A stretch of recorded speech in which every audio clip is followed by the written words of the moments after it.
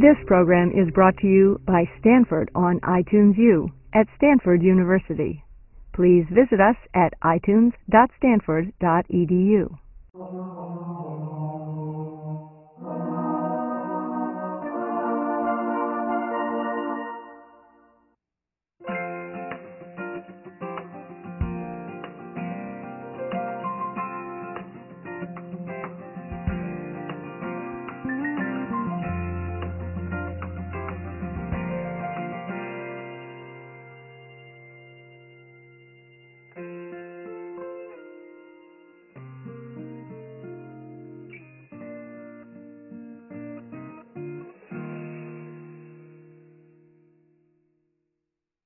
Well, thank you for all coming tonight. I hope I can give you guys some tips on the aging foot.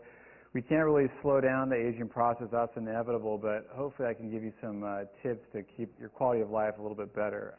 The two things that I've noticed when I was researching to do this lecture were arthritis and obesity, and those are two things that go hand in hand with our aging foot. If you can keep an ideal body weight, that really can slow down the destruction of your foot and preserve their joints. So being active can really help, make sure you have an ideal body weight. So they're really connected, and as we've seen, obesity seems to be in the headlines every day about the health impact on that. And I see so many patients daily that are overweight that it really contributes to their foot pain. And our joints need activity to keep them healthy. The synovial fluid needs to run through our joints, and it can only do that if we're active, and that brings the nutrients to the joints to keep them healthy. So it's really important that we try to maintain an ideal body weight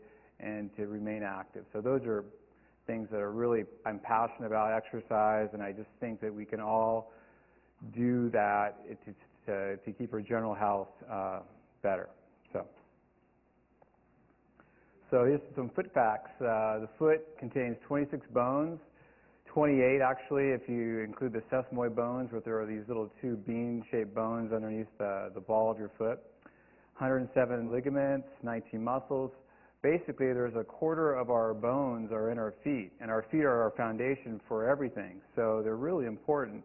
And they're very much abused, and it's amazing. The average person, can run, 10,000 steps a day, which adds up to, 115,000 miles. That's actually I believe 4 times around the globe in a lifetime that we actually walk. So it's pretty impressive.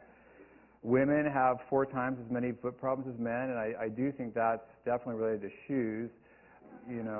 Shoes are the demise for a lot of people's feet. I see so many problems related to shoes, and I think that it's really overlooked. In my other lecture on the runner's foot, I talked about how it's so important to replace your shoes often, and most runners know that after 200 to 400 miles to replace their shoes, but I find the older folks that I see don't tend to replace their shoes as much, and they come into my office and their shoes are just not in the greatest condition, and that's just such a simple thing to do, to replace or alternate your shoes more often than you think. And your feet, they definitely mirror your whole general health. Again, so many problems initially show up in your feet. Nerve problems. Neuromas are basically inflammation of a nerve. The nerve actually develops scar tissue around the nerve, and it can be a very painful scenario. It's basically foot pain in the ball of your foot. It can lead to numbness and tingling and burning in the foot. There's been some other advances on the treatment of that. I typically inject that with an alcohol solution to kill the nerve. Because once the nerve develops a bunch of scar tissue like that, it's basically a big wad of scar tissue around a non-functioning nerve. And in the surgery, what we do is we go in there and we remove the nerve.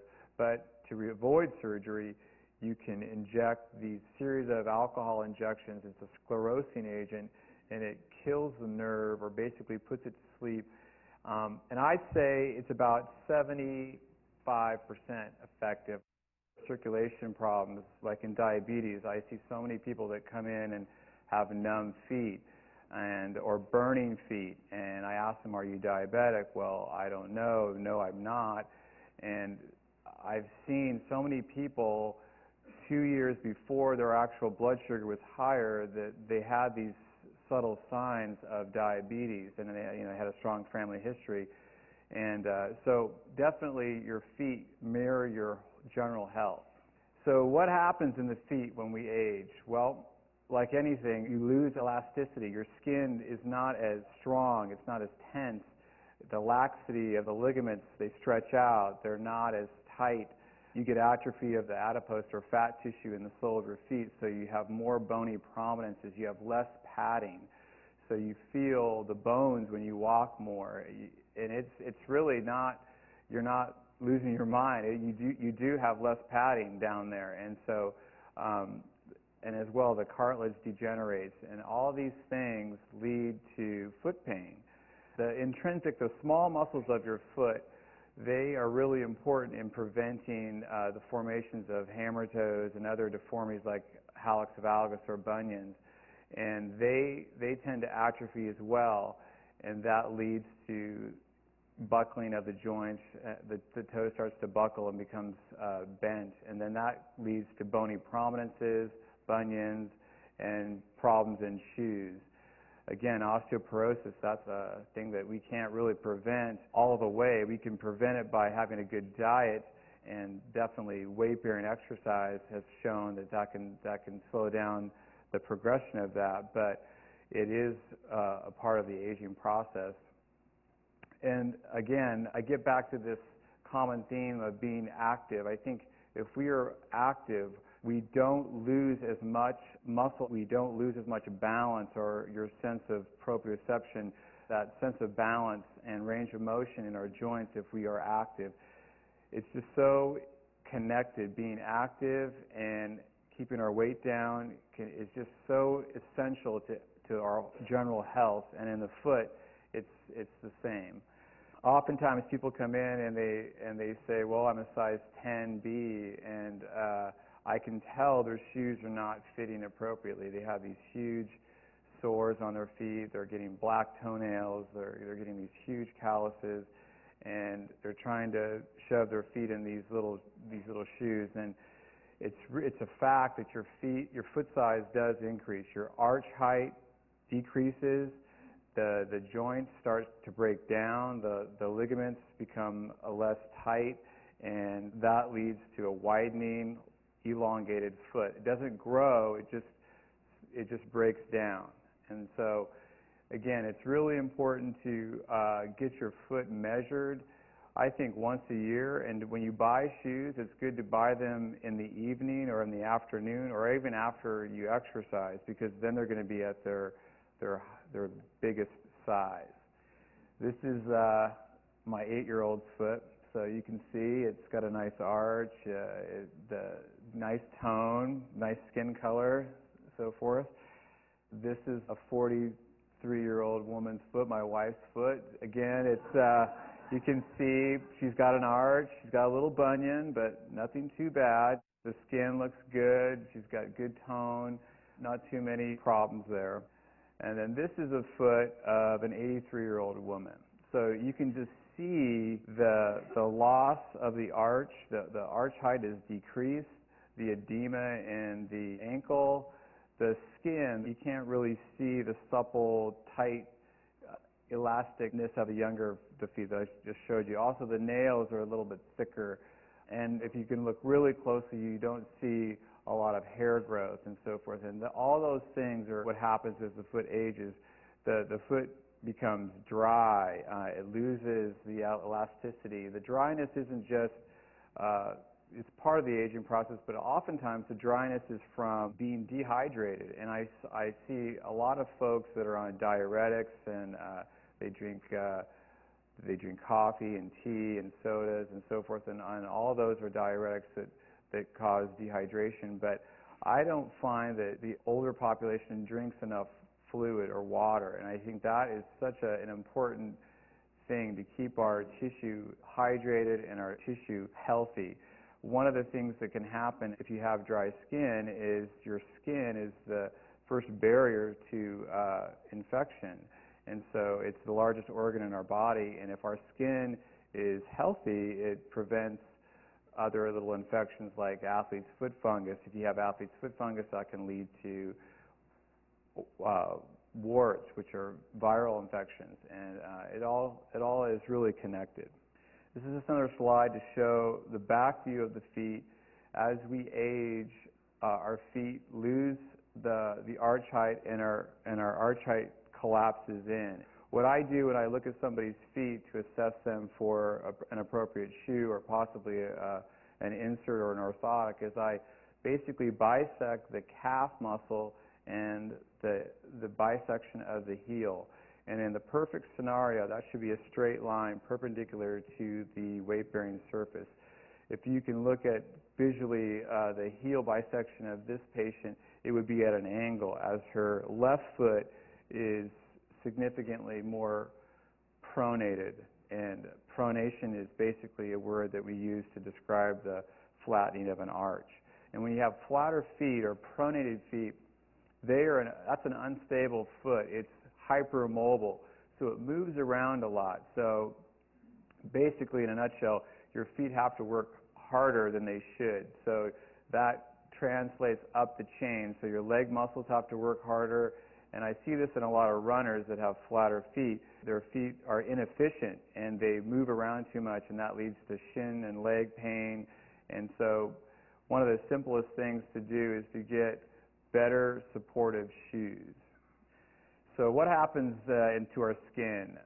Dermatological changes. Onychomycosis, a fancy word for fungal infections. Now, I see a lot of patients for thick toenails, and they think that's just, well, my nails are thick because I'm getting older. Well, that's really not the case. It's actually from a fungus infection or trauma. So those are the two conditions, because basically your toenails should mirror your fingernails. They should be about the same diameter. But in your feet, you know, they're traumatized in shoes and activities and so forth. And so that can lead to a fungal infection. So say you stubbed your toenail turned black, it fell off. When it was growing back in, that could have led to a fungal infection. If you had athlete's foot on your foot, you got into your toenail and your toenail became thickened. Toenail fungus isn't the end of the world. It's going to make your nails thicker, harder to cut, but they can lead to foot pain. So if your nails are an inch thick, they're not going to fit into your, Ferragamo shoes. So if you have a thinner diameter nail, it's definitely going to be more comfortable. The other thing that can happen is we could get calluses. Calluses happen through bony prominences. So if you get hammer toes or bunions, or as I was saying earlier, if your fat pad starts to atrophy, your metatarsal bones, the bones of the ball of your foot become more prominent, and so your body tries to protect that, so that it builds up callus. And that callus can lead to really painful lesions under the ball of your foot or even on the top of your toes.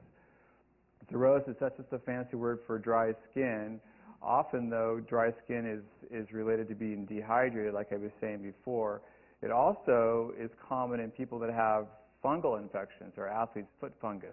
I see a lot of people that have a very dry, scaly foot. It doesn't have to itch, but that is definitely tinea pedis or athlete's foot fungus. And that, again, their skin is our first barrier to infection. And so I've seen other problems related to just common athlete's foot fungus. People can get a super infection, a bacterial infection from that, especially between their toes. If the toes are really wet and whitish and what we call being macerated, that can lead to a bacterial infection. And I've seen a lot of bad infections over the years, especially in diabetics, for that. So it's really important to keep hydrated and to moisturize our skin. Ulcers, those are local areas of tissue destruction. Their most common forms are stasis ulcers or diabetic ulcers. So stasis ulcers are related to the circulation in our extremities, commonly in the ankle. Basically, the veins and lymphatic systems don't pump the blood back up as well, back up the legs, and it pools in the ankle bones, and that leads to breakdown of the skin, and it basically can weep and ulcerate and be very difficult to heal. So the common thing in diabetics are these diabetic foot ulcers, and in diabetics, again, most diabetics, if they've had the disease a long time, they have a certain form of peripheral neuropathy. So basically, they don't have the feeling in their feet that they normally would. So if they were to step on something or have a rock in their shoe, or let's just say they wore a tight shoe and they didn't notice a callus forming or a blister forming, it can be so simple as a blister that leads to an ulcer, and then it can be a big problem. I've seen so many patients that had a blister on their toe that I've had to go on and amputate the toe because it didn't heal. And in diabetics, the two biggest problems are their circulation. The vessels in the toes and the extremities are not so great, and then their nerve sensation. They do not notice a problem until it's a big problem. So fissures are another thing I see a lot of. Those are cracks in the skin, and I see this in young and old people, but basically what happens is, more commonly around the heel, a weight-bearing portion of your foot, it develops callus, and it's common in people that wear a lot of sandals and clogs and open or backless shoes. I think the skin really dries out, especially in the summer and in the winter too. But in the summer, if you're in a pool and you're in chlorine and you're wearing a lot of sandals, the callus can build up because the shoe isn't providing enough support, so your body builds up callus. That subsequently dries out and it cracks, and it can lead to a very painful, basically a cut. So it's really important to try to keep our skin moisturized, and if you do have calluses, a common thing, you can just use an emery board or a pumice stone and use that on a regular basis, and a moisturizing cream. That can solve a lot of problems. This is a classic picture of onychomycosis, or toenail fungus. Now, this woman has a fairly severe infection. All her nails are significantly thickened. You can also see on her little toe, in between her fourth and fifth toe, this red patch, macerated, red, scaly, peely skin, and it's a classic scenario, athlete's foot and onychomycosis.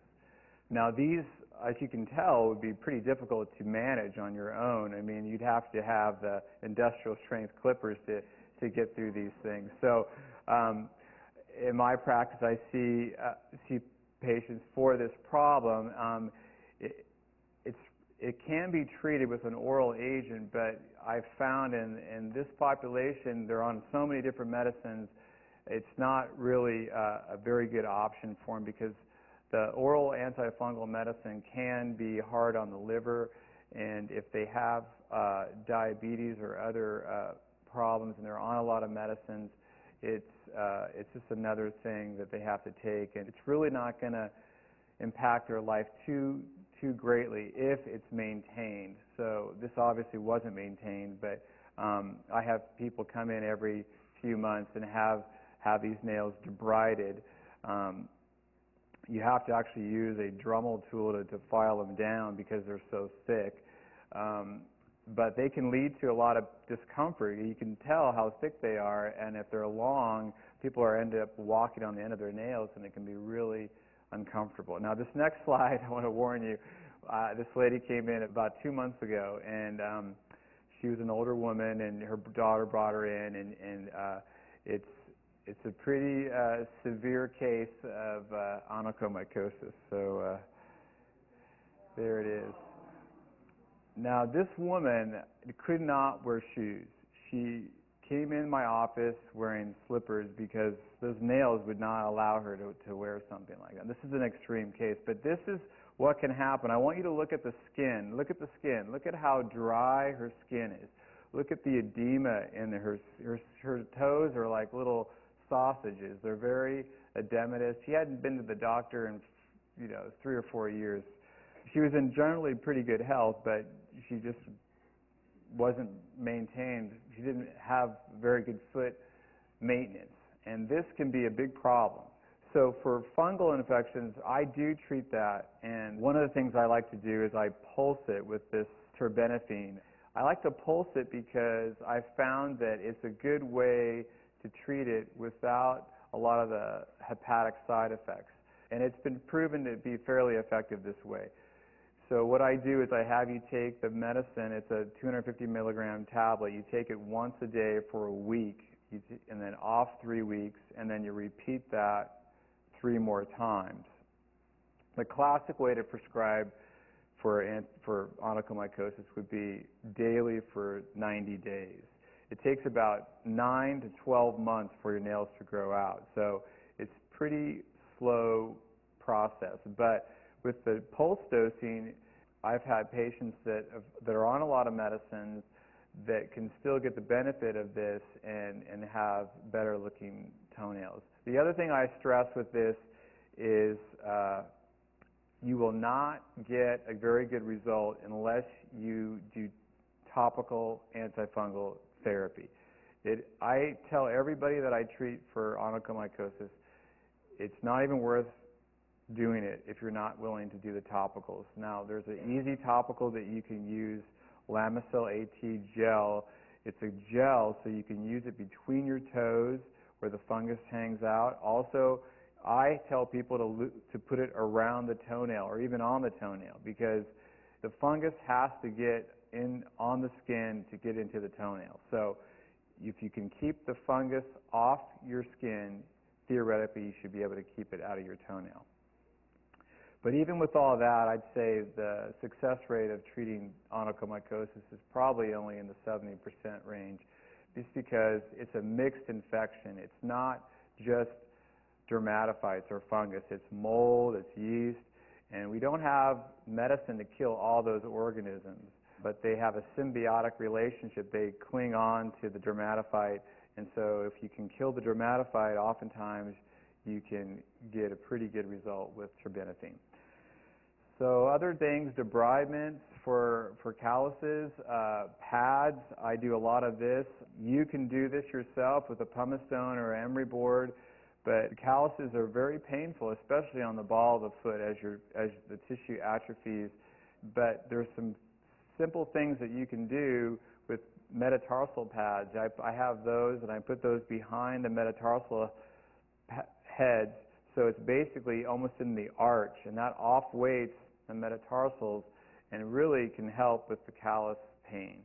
Topical keratolytics, those are basically creams that break down the stratum cornea, which is the outer layer of the epidermis that builds up. Urea is one of the creams that's available over the counter that's a great keratolytic, and it's a great moisturizer. There's a cream that's over the counter called Kerasal. It's Kerasal,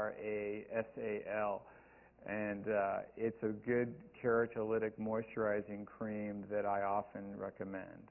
Sometimes surgery is necessary to remove the ingrown toenail, or if they have a bony prominence. Classically, this is on the little toe, where they get a really thick callus and they're not able to wear shoes comfortably.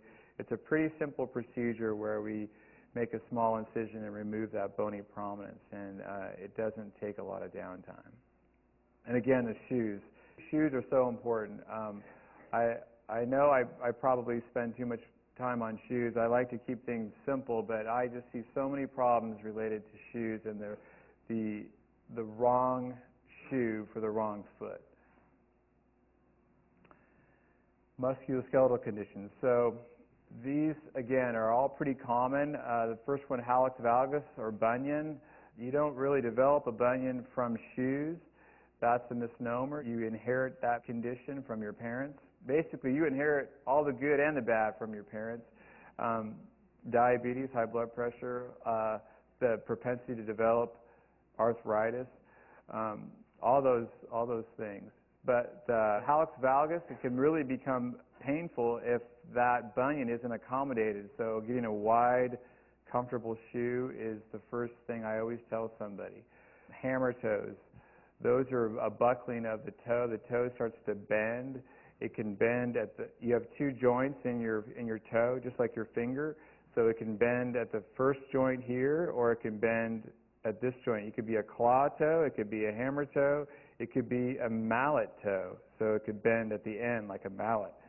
So all those conditions can lead to calluses on the top of the toes, and that can lead to a painful condition.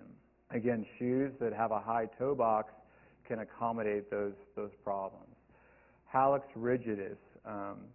This is the most common form of arthritis in the foot. It's in the big toe joint, the first metatarsal phalangeal joint, and it's a narrowing of the joint. The joint starts to narrow. The joint becomes arthritic. The cartilage starts to erode, and you develop all these osteophytes or bone spurs on the top and on the sides of the joint. That can be very painful because this is the main joint we use with propulsion. It's the joint that we push off with every step. You should have about 60 degrees of dorsiflexion in this joint for a normal gait. If you don't have adequate dorsiflexion in your joint, you will have pain. Or you will compensate that gait. You will walk on the side of the foot, leading to other problems.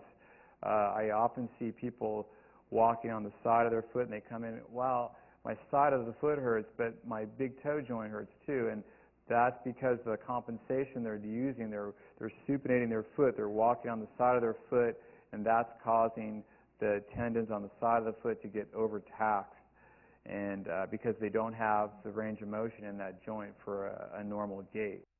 The posterior tibialis dysfunction, again, this is a real common problem I see in the elderly. The tendons start to weaken. The posterior tibial tendon is the main inverter of the arch. It really supports the arch, and that tends to atrophy, it attenuates, it loosens up, and when that happens, the arch starts to collapse, and it flattens out, leading to a flat foot deformity. And this can be a very painful scenario because the foot collapses in, it pronates, it becomes very unstable, and that leads to a lot of foot, leg pain up the chain. So it's a pretty significant problem. Achilles tendonitis, plantar fasciitis, I see this a lot as well. As you get older, you're less flexible. The tissue doesn't repair itself as fast. When you get injured, it takes longer to get better. I know this myself. I've been having calf pulls lately, and I used to be able to run without a problem, and now I have to do all these exercises to keep things from breaking down and stretching and all that. But it's important. I think there's a lot of emphasis on aerobic walking exercise. That's great, but I think that we need to also look at other things to keep us moving. Our joints really need a lot of flexibility and strength training as well, and strength training is really important. Yoga, Pilates, Tai Chi, all these things are really helpful that you can all do to improve your mobility, and I think if we were to really look at that and do more flexibility after we exercise, a lot of these overuse injuries like plantar fasciitis and Achilles tendonitis wouldn't be as common.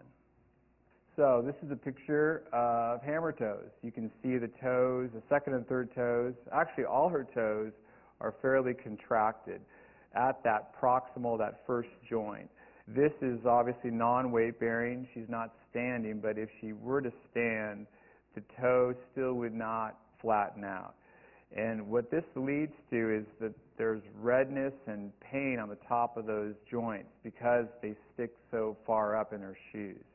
The other thing that happens is the metatarsal becomes plantar flex. So if you bend your finger back, your your metacarpal bone will plantar flex, and that makes the callus or the ball of your foot more prominent, and that can lead to calluses and pain. So this is a fairly simple procedure to fix. What we do typically for this is we fuse the joint. We remove the cartilage on the sides of the bone, and classically what I'll do is what's called a peg and hole fusion. I will make a peg out of one of the bones and a corresponding hole, and then I will drive a K-wire or a wire through the toe, shish kebabbing the toe, if you will, to straighten it. And that will, the downside of that is it's not going to bend at that joint. But it doesn't really bend now anyway. It's fused basically in that position. And if you were to fuse it straight, then it's going to be a more functional toe. This is an example of a bunion. You can see the toe moving over in what we call valgus. The big toe is touching or abutting the second toe. You can see the second, third, and fourth toe are all contracting. They're buckling. And that, especially look at the third toe. If you're walking on that toenail, that is not a comfortable scenario. And oftentimes I'll see patients that have a really thick, painful callus at the end of their toe, and their nail will subsequently be thick. And that's because of the constant trauma to the nail. The nail gets irritated. Either a fungus develops in that, or the nail plate or matrix becomes damaged, and the nail gets very thick, and it's painful. This is an example of an adult acquired flat foot. Look at that arch. She's basically walking on her ankle bone there. That is a very classic case of posterior tibialis dysfunction. The posterior tibialis tendon comes down the ankle bone and inserts into the arch of the foot. It's the main supporter of the arch, and she does not recall an injury or anything like that, but she said that it just over time her arch started to collapse in. And I saw her initially for this a few years back, and it was pretty uncomfortable, and I put her in an insert and a more supportive shoe, and it definitely helped. But it definitely can lead to loss of mobility and a lot of discomfort. So when this, if this does happen and the patient is an active person, it's a fairly involved surgery, but what we could do is we could do you can do a tendon transfer where you actually transfer one of the tendons next to the posterior tibialis tendon, and you insert it or graft it into that area. In this scenario, you'd have to do other work, maybe a few some bone work as well, but it's a pretty good procedure for patients that have like a tear in their posterior tibial tendon, because it can lead to a really collapsed arch. So what do you do for all these problems? Well, if you tried wider shoes and that didn't help, then, well, you got to go to the next level. I tell people when they come to see me, if their bunion hurts, I say, well, if it's impacting your quality of life, I think then you need to have that fixed. If you're sacrificing your lifestyle, if you don't want to go for a walk or a run or a hike or go out with your grandchildren or whatever because your feet will hurt, then that's not a good way to live your life. So I say if it's a quality of life issue. So because the surgery is a fairly simple, non-risk surgery. So the bunionectomy, basically what we're doing is we're trying to realign that joint. An osteotomy is basically a fancy word for cutting the bone. We're cutting the bone and we're moving it over to realign that joint. And after we do that, we often use some sort of fixation to hold it in place. So a screw, a plate, something, because you can't just cut it, move it over, and sew it back up. It has to be fixated so it doesn't move back into that malposition. A fusion, like I talked about for the hammer toe, that straightens the toe for a hammer toe. An exostectomy, basically just removing a bony prominence that's causing pain. Sometimes people have a bunion, but their toe is straight, either on the top or the side, but they're having a lot of pain in their shoes. I had this lady that ran. She was 74 years old. She ran 4 to 5 miles a day, and she was getting a painful callus from her bunion. Her toe was straight, but she had a big bump on the side of her toe, and that led to a really painful callus. All I did was I shaved off the bump, and she was back running again. So it doesn't have to be a super involved procedure. A common thing I do for hallux rigidus, or the arthritis in the first metatarsophalangeal joint, is what we call a decompression osteotomy. You want to decompress that joint because the joint is jammed, so there's no motion there. So what we do is we take a wedge of the bone out of the metatarsal, essentially shortening that bone so that joint, the two bones, can move. And when we do that, we also shave off the top spurs and the sides and basically remodel that joint. If there's erosion in the cartilage, often what we do is we fenestrate or poke holes in the erosion of the cartilage, and what that does, it brings in fibrocartilage. It's not as good as the original hyaline cartilage that we're born with, but it's better than nothing. You can put an implant in the joint.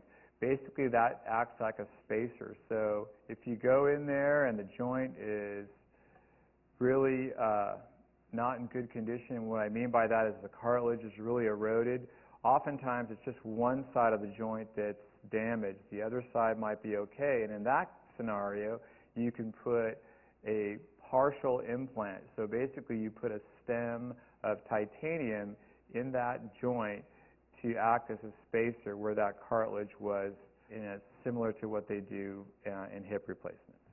If all else fails, you can fuse the joint. Fusion is not obviously the first option, but I think that it's a great procedure for people that have a lot of joint pain and they have cartilage that's gone, because the pain they're having from that joint is from their loss of cartilage. It's bone rubbing on bone. And usually at that point they have pretty poor range of motion anyway, so if you fuse that joint, you're eliminating that painful motion and they're still functional. I've fused joints in people even under 60, and they have been very active and lead a pretty active life. So it's obviously not my first shot. I would not want to do that, but it's definitely something that can be done. So this is an example of hallux valgus or bunion. This person was older. You can kind of look at the x-ray and see that she's got osteoporosis. The bone doesn't really look super strong. It's got kind of a black appearance to it, especially in the distal toes. The two bones underneath the bunion, those are sesamoid bones. Everybody has those bones. They look like a cloud underneath that first metatarsal head. And this is after surgery. So what we did is I realigned the joint. You can see the toe is straighter now. And on this person, she was in her 80s. She had osteoporosis. Her bone was pretty soft. So I used a plate. And I usually just use a screw or two, but this actually I used a plate and 4 screws because the bone was soft. And that's another problem that you see. This particular lady had other health issues. I think she was on prednisone and so forth, so she had problems with that. But you need to be aware of those problems before you go in and operate on somebody. So that's why I used a bigger fixation unit, being the plate and the screws. But again, I think if you're active and you have a good body weight and you're in good condition because you're active, you can have surgery at this age and not be high risk. So, and this is an example of hallux rigidus. You can look at the joint. Compared to the other joints are nice and round. You can see the joint space there. The joint is square almost. There's a squaring of the whole joint. You can't really see a lot of joint space there because of all the arthritis there. This actually was someone in her 50s. I've seen it in all ages, but definitely after the fourth decade, I think, it's not like we're sent out to pasture, but that definitely is when a lot of problems begin. But this woman had a lot of pain. She was a walker. She just did not have the range of motion required for a normal gait. And so we went ahead and fixed that. This is a lateral view. You can see that spur on top there, how prominent it is. Now, can you imagine putting your foot like that into little pumps? I mean, I don't see how anybody could do that. But even a regular athletic shoe, she was having problems with that. So this is classic hallux rigidus. There's osteophytes or bone spurs all over on the top and the sides, and a loss of joint space. And so this is what I did. I did a decompression osteotomy. Basically, I shaved off all the bone spurs, and I took a wedge of bone from the metatarsal, and that screw goes on an oblique way. I shortened that bone so she could move her toe. And there was a lot of cartilage erosion as well in there, and so I drilled some holes in her cartilage, and I have them do aggressive physical therapy right afterwards, because scar tissue is going to form. That's just a given after surgery. But if you can really try to mobilize the joint and move it and be active, she's done great. She's about 6 weeks now. This is an example of an implant. It's a titanium cap, basically. This woman had hallux rigidus. Again, she had osteoarthritis of that joint. And again, this is the main joint that becomes arthritic in the foot.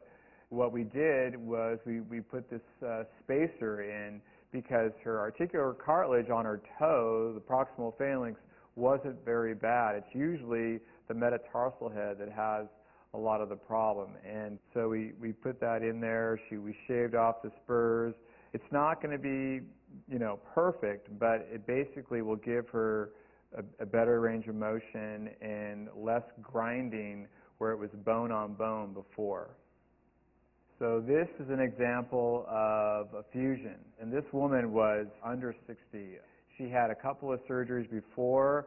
She had really bad arthritis in that joint, and we did what's called a chylectomy first, which is just basically removing the bone spurs on that. Range of motion was better. Then we actually did another surgery where I made the bone cut, the decompression osteotomy, shortened the bone, and it just didn't give her enough range of motion, and she continued to have pain. Now, she's a power walker. She walks every day. She's had both of her joints fused, and it's not obviously the best thing for everybody, but it definitely can be done, and you can still lead a pretty active life. You can see that joint's been eliminated with that plate and those screws. So shoes. I'm really into shoes. I can't tell you how shoes play such a big role in foot pain. So I was talking about shoes with the high toe box. And that means that they are high in the toe height. So SAS shoes, MBT shoes, it's M as in Mary, B as in boy, T as in Taylor. These are shoes that are very accommodating for the foot. The SAS shoes you probably are familiar with. They're wide and with a high toe box, and they can accommodate a lot of different problems. The MBT shoe is a shoe that has this concave or rocker bottom sole. And what does that do? Well, it allows you to walk without having to stress your foot. So if you have a lot of arthritis, or you just have plantar fasciitis, any kind of really painful condition, that can be improved by this shoe. It's kind of the concept we use like when we put somebody in a cast. If you were to see a cast, like a walking boot, they have a rocker bottom, and that again is to just propel the foot without a lot of energy and motion.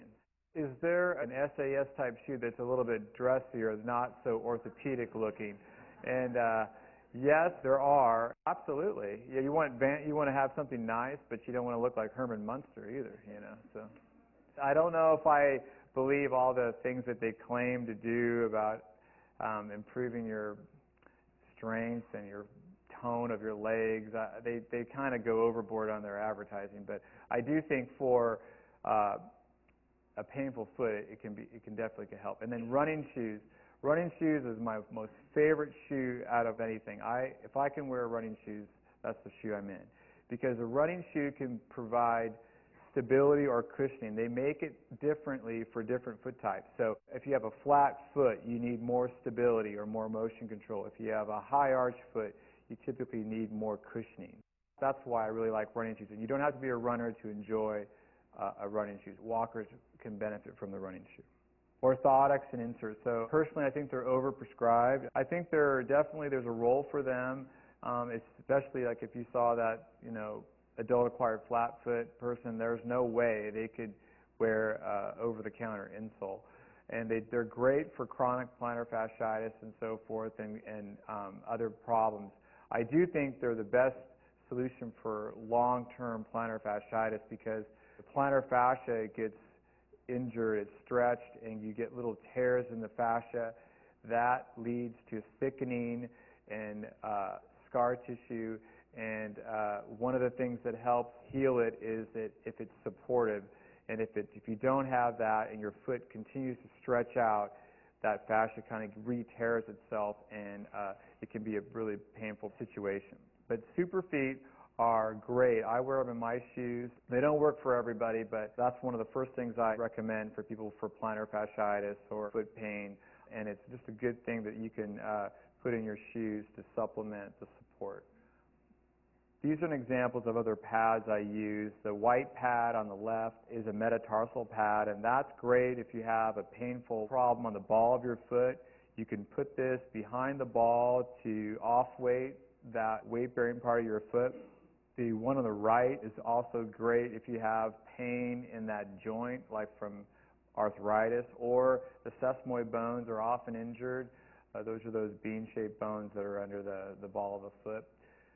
The thing on the right are heel lifts. I use those a lot for Achilles tendonitis because if you have Achilles tendonitis, you want to elevate the heel because the Achilles tendon is the biggest tendon in your body. You're using it with every step. You can't rest it if you're going to walk and live your life. So you have to do things like heel lifts and appropriate shoes to calm it down. Cartilage replacement. So we don't really have artificial cartilage yet to inject into our joints. It doesn't really work that great yet. So there is a procedure called the Oates procedure, and basically you're transplanting good cartilage into where the bad cartilage wasn't there. And it works pretty well in the ankle and in the metatarsal heads. The average time to heal is 3 to 6 months, and the initial results are fairly promising. This is kind of a schematic of what's done, again, in the ankle bone and in the first MPJ, or the primary places that it's used. This is kind of a schematic what they do. The cartilage is eroded in the first slide. You take a plug of that eroded cartilage, you remove it, you harvest some good cartilage from another part of the foot or ankle, and then you insert that plug into the area that the cartilage was eroded. And again, the initial results are fairly good. It takes about 3 to 6 months for complete healing. They've been doing it in the knee as well for years, and we're just kind of transferring that technology into the foot and ankle. Do supplements help? Again, glucosamine and chondroitin sulfate, these are two natural occurring substances that's found in cartilage, and they are recommended a lot for arthritis. Do they really work? Well, the GATE study showed that people that had severe arthritic pain in the knee, it did prove that it was effective. About 80% of people improved. It wasn't that effective for people that have had mild arthritic pain. Now, does that translate into the foot? We don't really know. But for me, if I had to take a supplement and it's fairly safe, there's some GI upset with it, but other than that, I would probably recommend it if you had severe arthritis. As a preventative thing, what kind of exercise you can do for your feet? Basically, you can walk in the sand. Sand walking is excellent for that. It builds up the intrinsic muscles of your foot, those small muscles that if they atrophy, they can lead to all these deformities. And I find that, like I say, I see a lot of foot pain in the summer months when people wear a lot of sandals or backless shoes or flip-flops. Those are very popular, especially with kids. I see so much foot pain from that because the shoe is not supportive enough. But I do think that our feet have actually gotten weaker because our shoes are better. And I do think that we don't do enough kind of foot strengthening exercises that we should. So I do think those exercises I recommended is helpful. Also, yoga, which is done barefoot, is definitely helpful for that. Other things that I tell people to do are try to pick up marbles with their toes or pencils, or you can grab a towel with your toes. Other things that you can get are these big rubber bands called TheraBands, and you can put them around your foot, and you can do window washing type exercises, left, right, up, down. That helps the ankle muscles. That's very common after an ankle sprain. Those are probably some of the best things I would recommend. Thank you.